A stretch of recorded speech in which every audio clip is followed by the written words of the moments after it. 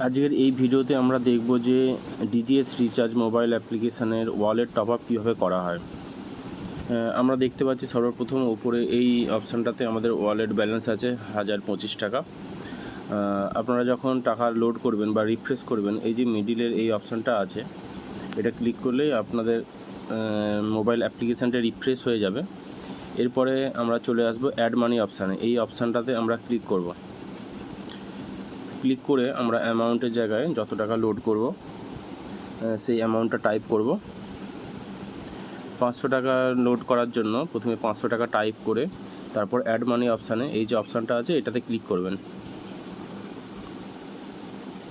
দেখবেন একটা ইন্টারফেস চলে আসবে, পরবর্তী ইন্টারফেস, যেখানে একটা বারকোড লেখা আছে আর নিচে একটা টাইম মতলব চলছে যে 2 মিনিট 50 সেকেন্ডের মধ্যে বা 3 মিনিটের মধ্যে আপনাকে এই পেমেন্টটা সাকসেসফুল করতে হবে। প্রথমে কী করবেন, আপনার কাছে যদি অন্য কোনো মোবাইল থাকে সেখান থেকে স্ক্যান করে নেবেন, বা যদি একটাই মোবাইল থাকে তাহলে এটার স্ক্রিনশট তুলে নেবেন।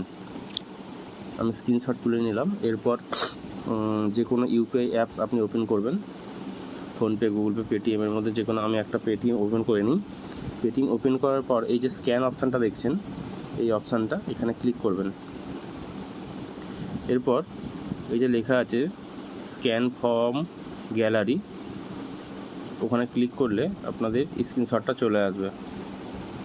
ওটা ক্লিক করলে আপনার পরবর্তী যে স্টেপটা, আপনার কত টাকা অ্যামাউন্ট আছে সেটা চলে আসবে। এরপর পেমেন্ট করে দেবেন এখান থেকে।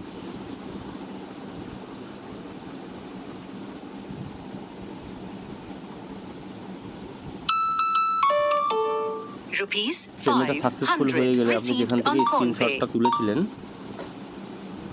সেই অ্যাপসে চলে যাবেন। এরপর একটু অপেক্ষা করবেন। এই যে দেখুন ওয়ালেট লোডেড সাকসেসফুলি। তো তারপরে আপনি ওকে করে দেবেন। ওকে করে দেওয়ার পর তারপর বেরিয়ে আসবেন ব্যাক করে। যখন লেখা থাকবে যে your wallet top up successfully, ঠিক আছে, তারপরেই আপনি ব্যাক করবেন।